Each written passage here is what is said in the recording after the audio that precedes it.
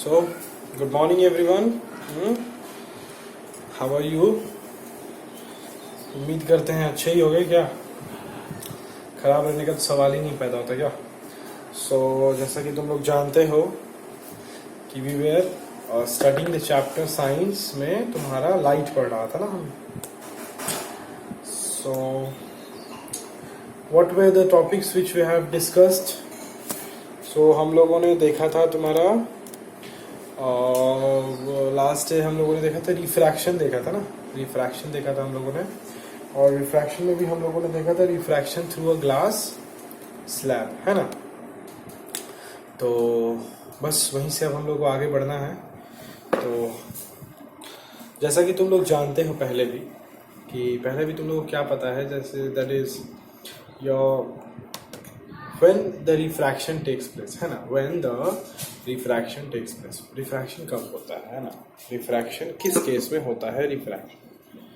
तो तुम लोगों को ये बात पता है कि refraction takes place when there are two mediums, है ना. जब वहाँ पे दो मीडियम प्रेजेंट होगा तभी तो रिफ्रैक्शन होगा ना. और there will be a density difference in density of both the mediums. अगर दोनों ही मीडियम्स के डेंसिटी में डिफरेंस होगा तब जो है रिफ्रैक्शन होता है. ये बात तुम लोग को पता है. दूसरी बात तुम लोग को ये भी पता है कि जो भी रिफ्रैक्शन का मतलब क्या होता है कि जो नॉर्मल एक जो लाइट का जो रे था उसको जो नॉर्मल पाथ पकड़ के जाना चाहिए था वो उस नॉर्मल पाथ से नहीं जाता है ना. यही तुम लोग जानते हो. और दो केसेस हो जाता है, या तो वो नॉर्मल के तरफ आ जाएगा, मीन्स टुवर्ड्स द नॉर्मल आ जाता है जब वो रेयर से डेंसर जा रहा है, या फिर when it is going from denser to rare वो अवे फ्रॉम द नॉर्मल चला जाता है. तो जैसे भी या तो टुवर्ड्स आ जाता है या तो अवे चला जाता है, लेकिन उसका जो नॉर्मल रास्ता है उसको पकड़ के वो नहीं जाता है ना. तो जब ऐसा नहीं होता है तभी ना हम लोग बोलते हैं कि यहाँ पे क्या हो रहा है, यहाँ पे रिफ्रैक्शन हो रहा है ना. तो जब भी रिफ्रैक्शन होता है तो ये दो घटना जो है वो घट सकता है. ये दो चीज जो है ये these are the two possibilities which can happen. Okay, it may go towards the normal or it may go away from the normal, है ना. तो अभी अगर तुम लोग से सवाल एक क्वेश्चन पूछा जाए कि क्या तुम लोग को पता है कि ये जो लाइट रे का जिसका हम बात करते हैं, जो लाइट रे रिफ्रैक्ट होता है, तो अगर तुमसे हम ये पूछें सवाल, ये क्वेश्चन अगर तुमसे हम पूछें कि तब बच्चा लोग बताओ कि ये जो लाइट का रे है, so what will be the speed of the रे. एक कोई भी रे ले लेते हैं, कोई भी लाइट का एक रे पकड़ लो, है ना. एक लाइट का रे है जो कि तुमसे पूछा जा रहा है कि what will be the speed of that ray of light when it will be passing through a rare medium and it will be passing through a denser medium, है ना. तो क्वेश्चन ये पूछा गया है कि क्या होगा जब वो जो तुम्हारा मीडियम है वो डेंसर और रेयरर से जब वो क्रॉस करेगा वो लाइट, तो क्या होगा स्पीड उस लाइट का. क्या कोई चेंजेस होगा स्पीड में या नहीं होगा, यही तुम लोग से हम पूछ रहे हैं. तो सोचो क्या हो सकता है इसका आंसर, क्या होना चाहिए. तो जैसा कि हम लोगों ने समझा था कि रेयरर का मतलब क्या है, खाली वाला इलाका, है ना. खाली वाला इलाका, यही ना समझे थे. दुर्गा पूजा का पैंडल का लाइन का बात कर रहे थे हम लोग. और डेंसर का मतलब था लाइन लगा के हम लोग एकदम भरा हुआ जगह है, एकदम लाइन से खचाखच भरा है वो जगह, है ना. तो डेंसर का यही मीडियम है. तो जब डेंसर मीडियम है तो हम लोग ये कॉमन सेंस हम लोग का बताता है that the speed of the light will be greater in the case of rarer medium, है ना. and speed of the light will be less in the denser medium, है ना. तो ये बात जो है तुम लोग को ये पता रहना चाहिए, ठीक है. अब इसको पता करने के बाद जो हम लोगों ने डिस्कस किया दैट ये जो नॉर्मल अपना पाथ छोड़ के जो है वो कहीं दूसरी पाथ को पकड़ लेता है, थोड़ा डेविएट हो जाता है अपनी जगह से, उसको हम लोग क्या बोल देते हैं, इसी को हम लोग बोल देते हैं तुम्हारा क्या, रिफ्रैक्शन बोल देते हैं. तो अब ये जो रिफ्रैक्शन होता है तो एक रे ऑफ लाइट जो है वो कितना रिफ्रैक्ट किया है ना. एक जो रे ऑफ लाइट है वो कितना ज़्यादा जो है वो रिफ्रैक्ट किया है, इसको हम लोग पता करते हैं. इसको पता करने के लिए एक फिजिकल क्वांटिटी है हम लोग के पास. उस फिजिकल क्वांटिटी का नाम क्या होता है, उस फिजिकल क्वांटिटी का नाम होता है स्पीड रिफ्रैक्टिव इंडेक्स, है ना. उस फिजिकल क्वांटिटी का नाम होता है रिफ्रैक्टिव इंडेक्स, है ना. It is denoted by small n, it is denoted by small n, है ना. अब रिफ्रैक्टिव इंडेक्स क्या होता है, दिस इज अ रेशियो, है ना. This is a ratio of the speed of light in air to the speed of light in medium, है ना। अगर हम लोग इसको डिफाइन करें तो ये क्या होता है, रिफ्रैक्टिव इंडेक्स मतलब n is equals to speed of light in air, जो कि कितना होता है 3 × 10⁸ मीटर पर सेकेंड होता है ना, जान के रखना है ना, डिवाइडेड बाई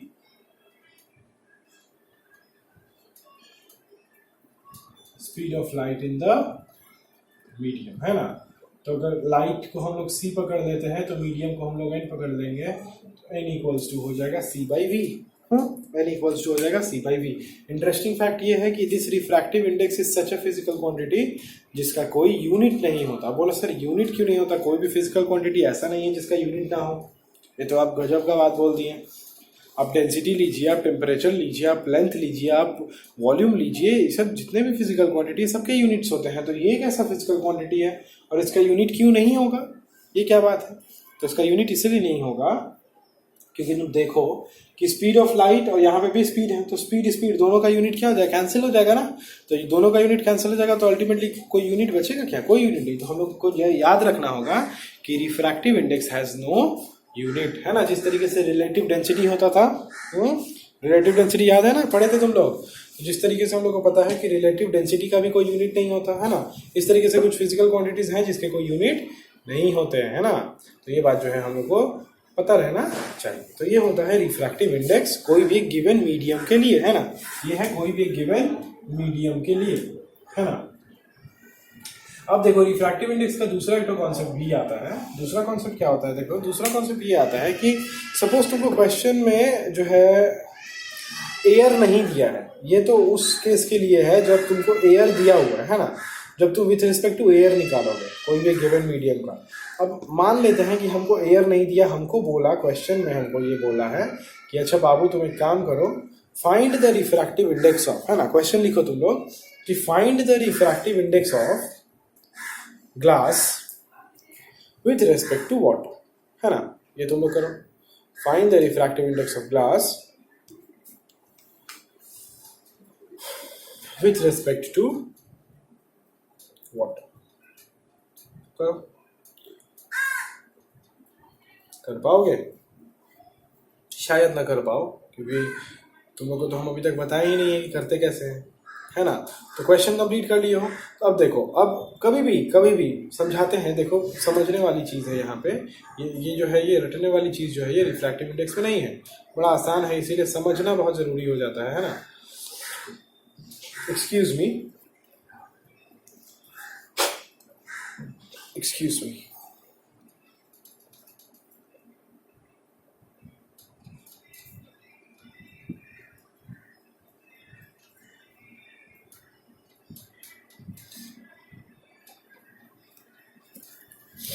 ठीक है। अगर तुम लोग से क्वेश्चन ये पूछा गया था कि refractive index of glass with respect to air, है ना। तो क्वेश्चन ये था refractive index of glass with respect to air, है ना। तो इसको हम लोग किस तरीके से निकालेंगे रिफ्रैक्टिव इंडेक्स को। अगर हम लोग को दे दिया है refractive index of glass with respect to air, है ना, तो विथ रिस्पेक्ट टू जो भी बोलता है उसका स्पीड हम लोग को देखो इस तरीके से लिखेंगे। तो refractive index n equals to, इसको एयर में करके ना इसको वाटर कर देते हैं, है ना। तो speed of light in water divided by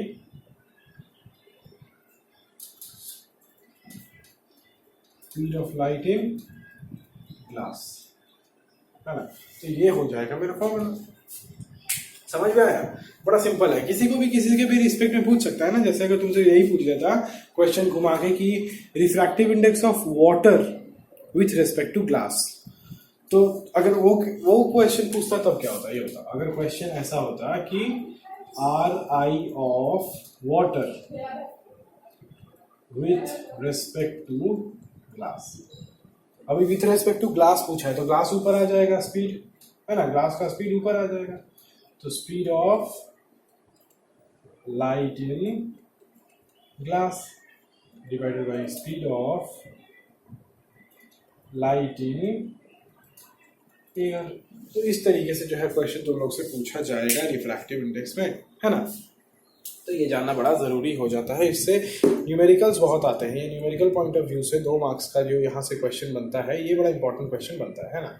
और तुम लोग को पता ही है कि अलग अलग मीडियम में, जैसा कि अभी हम लोगों ने क्या डिस्कस किया था, अभी हम लोगों ने डिस्कस किया था कि तुम्हारा क्या बोलते हैं उसको, हाँ, स्पीड ऑफ लाइट जो है वो डिपेंड करता है ना, रेयर मीडियम है कि डेंसर मीडियम है। तो रेयर है डेंसर हो इतना तो तुमको हमेशा पता रहना चाहिए कि डिफरेंट डिफरेंट अगर मीडियम्स है तो स्पीड ऑफ लाइट भी डिफरेंट डिफरेंट होना है उसको, है ना। और अगर तुम हमेशा याद रखो कि what is the speed of light in vacuum, जब कोई मीडियम नहीं है तो स्पीड ऑफ लाइट क्या होता है ना। तो वो होता है 3 × 10⁸ मीटर पर सेकेंड। हम लिख दिए हैं यहाँ पे, है ना, 3 × 10⁸ मीटर पर सेकेंड, ठीक है। ओके, ये है रिफ्रैक्टिव इंडेक्स, इंपॉर्टेंट थिंग, है ना। ओके, कोई इशू नहीं है। अभी हम लोग को आना है नेक्स्ट, जो है हम लोग को पढ़ना है वो, अब हम लोग को पढ़ना है स्फेरिकल लेंसेज के बारे में। हम लोगों ने स्फेरिकल मिरर के बारे में पढ़ा, और जैसे कि पिछली बार में ही हम लोगों ने डिस्कस किया था कि क्या क्या पढ़ेंगे हम लोग, है ना।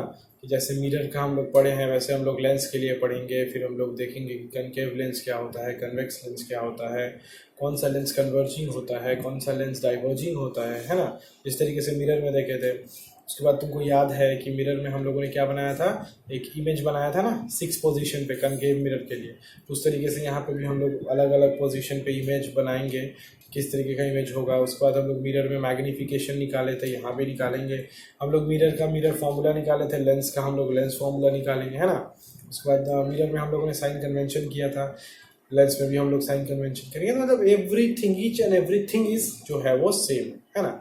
जो भी नियम था मिरर में वही सब नियम रह जाएगा तुम्हारा लेंस में भी, सब कुछ सेम है। तो जो मिरर तक जो समझे थे हम लोग, जो हम लोग किए थे, जो भी हम लोग टर्म्स पढ़े थे, radius of curvature, centre of curvature, aperture, principal axis, pole, जो भी हम लोग पढ़े थे, फोकस, फोकल लेंथ, जो भी हम लोग पढ़े थे, तो जो लोग मिरर तक समझ गए हो अच्छे से, तो उन लोग को अब ये जो नेक्स्ट वाला पार्ट है ना, ये वाला पार्ट समझने में तकलीफ जो है वो उस तरीके का तकलीफ जो है वो नहीं होगा, है ना, नहीं होगा, ठीक है। तो निश्चिंत रहो इस चीज़ से। तो अभी हम लोग क्या करना है, अभी हम लोग को आगे बढ़ना है ना। तो जैसा कि तुम लोगों को पता है कि हम लोगों को अब लेंस के बारे में पढ़ना है। तो लेंस भी बहुत बढ़िया चीज़ है, लेंस बढ़िया चीज़ है इन द सेंस सभी कुछ दुनिया में बढ़िया होता है ना, अपना अपना पर्सपेक्टिव होता है देखने का। कुछ है जो तुम्हारे लिए अच्छा है तो कुछ तुम दूसरे के लिए ख़राब हो सकता है ना, हो जाता है ऐसा। तो सभी अच्छा है। तो आओ हम लोग अब चलते हैं लेंस की तरफ। ये जो लिखे हैं इसको क्या करना है, इसको एक पिक्चर ले लेते हैं क्या। ओके ठीक,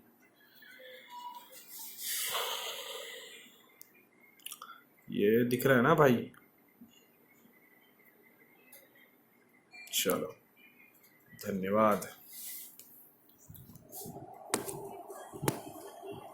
चलो अभी हम लोग नेक्स्ट बढ़ने वाले हैं, जो वो है अबाउट स्फेरिकल लेंसेज, है ना।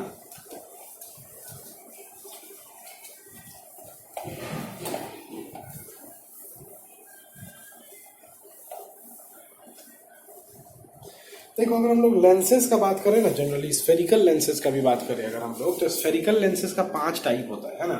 देख लो बता देते हैं, स्फेरिकल जो लेंसेज होते हैं उसका 5 टाइप होता है।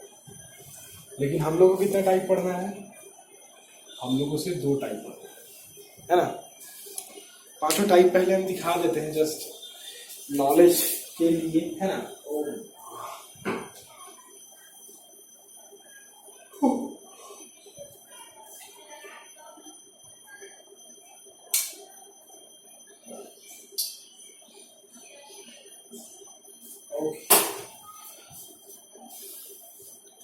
तो देख लो 5 टाइप। उफ बाबा, ये देखो, ये ऐसा, ये ऐसा, है ना। ओ, है ना। ये क्या है, बाई कन्वेक्स लेंस। ये कौन सा लेंस है, बाई कन्वेक्स लेंस, ठीक है। अब देखो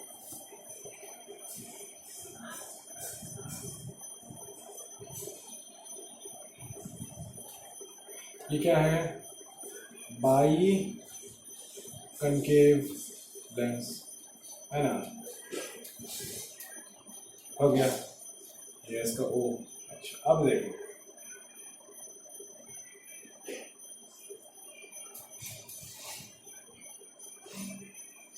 ठीक है, एक प्लेन है और एक कनकेव है, कन्वेक्स है, तो इसका नाम हो जाएगा प्लेनो कन्वेक्स लेंस, है ना, ठीक है। फिर ये देखो, ये प्लेन है ना, ये ऐसा, ठीक है, ये तो ये क्या हो जाएगा, एक तरफ है ना सिर्फ कनकेव, तो इसका नाम हो जाएगा प्लेनो कनकेव लेंस, है ना। अच्छा एक और देख लो,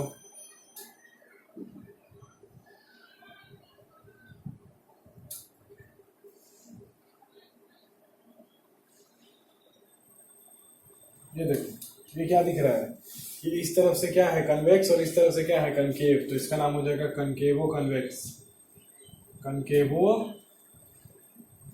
कन्वेक्स लेंस, ठीक है। ये इसका ओ है, ये इसका ओ है, ओ मतलब क्या, पोल, पोल जो हम लोग पोल पढ़ रहे थे ना मिरर में, वो पोल जो है वो ओ बन जाता है, मतलब ऑप्टिकल सेंटर बन जाता है लेंस के केस में, और कोई बात नहीं है, ठीक है। तो ये है हमारा 5 तरीके का लेंस जो हम लोग को स्फेरिकल लेंसेज में हम लोग को जानना चाहिए। लेकिन इसमें से हम लोग सिर्फ 2 तरीके का लेंस पढ़ेंगे, जैसा कि हम तुमको बता दिए।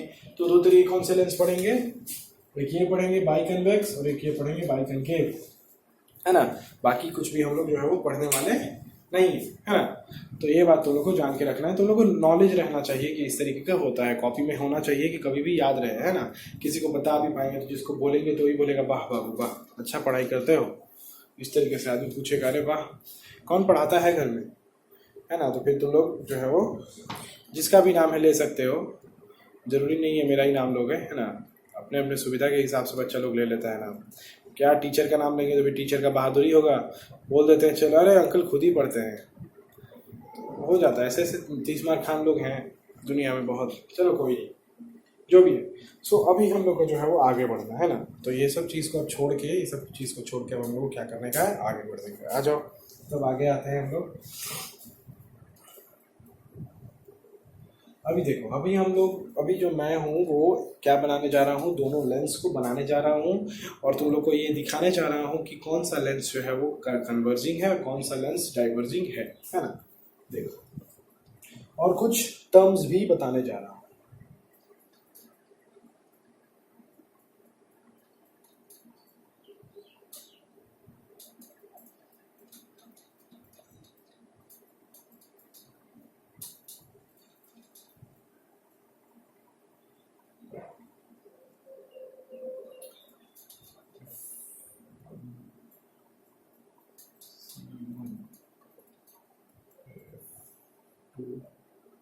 C2 है ना,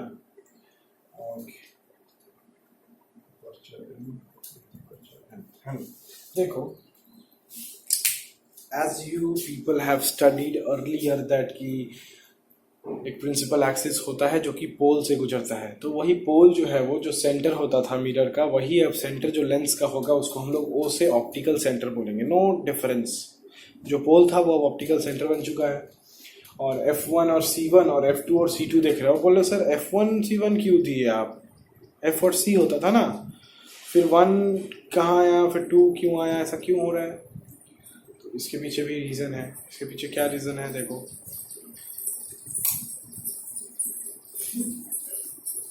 इसके पीछे रीज़न ये है कि मिरर में क्या होता था, मिरर में रिफ्लेक्शन होता था। रिफ्लेक्शन का मतलब क्या है कि रेज ऑफ द लाइट इस तरफ ही रह जाता था। अब क्या है, अब तो रिफ्लेक्शन,